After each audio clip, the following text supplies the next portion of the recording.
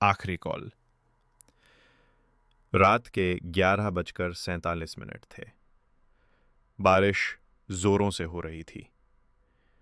सिया अपने छोटे से फ्लैट में अकेली थी। बाहर बिजली कड़क रही थी और हवा की आवाज खिड़कियों से टकरा रही थी। वो अपने लैपटॉप पर ऑफिस का काम खत्म कर रही थी, तभी उसका फोन बजा। स्क्रीन पर लिखा था, मां कॉलिंग। सिया मुस्कुराई और फोन उठाया। मां, इतनी रात को? लेकिन दूसरी तरफ से सिर्फ सन्नाटा था और फिर एक धीमी आवाज आई, बेटा, दरवाजा मत खोलना।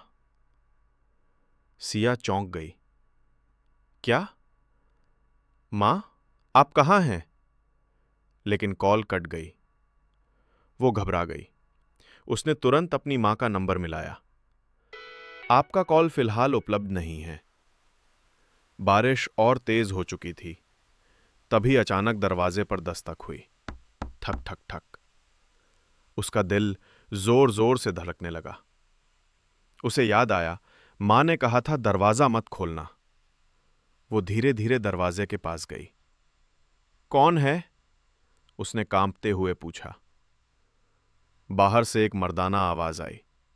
मैडम, मैं सिक्योरिटी से हूं। आपके फ्लैट के सामने एक अजीब औरत खड़ी है, बारिश में भीग रही है। क्या वो आपकी मां है? सिया घबरा गई। क्या? वो क्या कह रही है? सिक्योरिटी गार्ड बोला, वो कह रही हैं कि वो अंदर आना चाहती हैं, लेकिन उनका चेहरा साफ नहीं दिख रहा। सिया की सांस अटक गई। उसने धीमी आवाज में कहा, आप उसे अंदर मत आने दीजिए। गार्ड बोला, ठीक है, मैं नीचे। लेकिन तभी लाइन कट गई। अब कमरे में सिर्फ घड़ी की टिक टिक और बारिश की आवाज थी।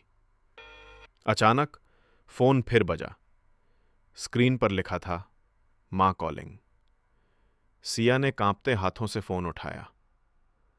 मां, आप कहां हैं? दूसरी तरफ वही ठंडी धीमी आवाज आई, मैं तुम्हारे दरवाजे के बाहर हूं बेटा। सिया डर के मारे पीछे हट गई। वो खिड़की से बाहर झांकने लगी। नीचे सड़क पर कोई नहीं था। तभी एक बिजली की चमक हुई और उसने देखा, उसके दरवाजे के बाहर उसकी मां खड़ी थी, लेकिन उनका चेहरा पूरी तरह जला हुआ था। सिया चीखने ही वाली थी कि दरवाजा अपने आप खुल गया। एक ठंडी हवा कमरे में भर गई और लाइट चली गई। अगली सुबह जब पड़ोसी आए तो उन्होंने दरवाजा खुला पाया। कमरे के बीच में फोन पड़ा था और स्क्रीन पर लिखा था, मिस्ड कॉल, 11:47 रात का। अगली सुबह पुलिस ने सिया के फ्लैट का दरवाजा तोड़ा। अंदर सब कुछ बिखरा हुआ था, लेकिन सिया कहीं नहीं थी। बस फोन जमीन पर पड़ा था, जिस पर आखिरी कॉल का समय दिख रहा था, 11:47 रात का। पुलिस ने केस को मिसिंग घोषित किया, लेकिन सिया की दोस्त नेहा को यकीन था कि उसकी दोस्त जिंदा है।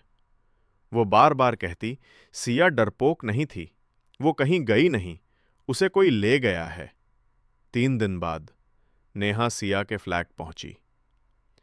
दरवाजा अब सील था, मगर वो चुपके से अंदर चली गई। कमरे में अजीब ठंडक थी, जैसे कोई वहां अब भी मौजूद हो। उसने फोन उठाया। स्क्रीन पर मां कॉलिंग लिखा आया। उसका दिल थम गया।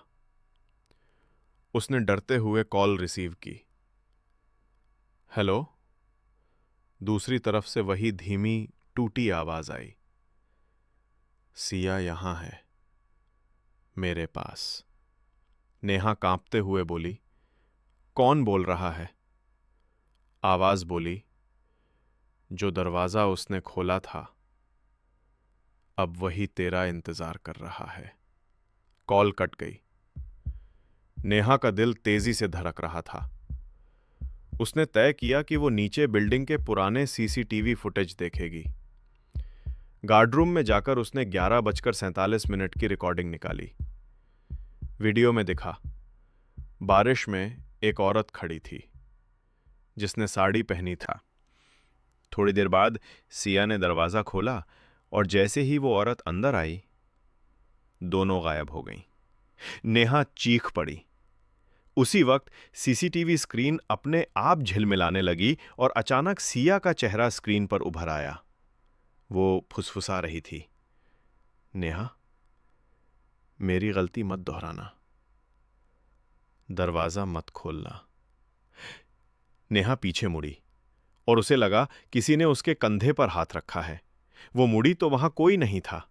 उसने डर के मारे बाहर भागने की कोशिश की, मगर बाहर जाते ही उसके फोन पर एक कॉल आई। स्क्रीन पर लिखा था, सिया कॉलिंग, 11:47 रात का।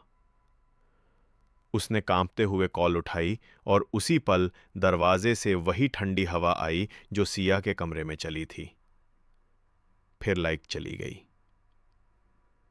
अगले दिन अखबार की हेडलाइन थी, पिछले हफ्ते जिस फ्लैट से एक लड़की गायब हुई थी, वहां अब एक और लड़की लापता। और फ्लैट की दीवार पर अब 2 साए बने थे, एक सिया का और दूसरा नेहा का। सीख, कभी कभी कुछ दरवाजे ऐसे होते हैं जिन्हें बंद ही रहने देना बेहतर होता है, क्योंकि हर दस्तक इंसान की नहीं होती।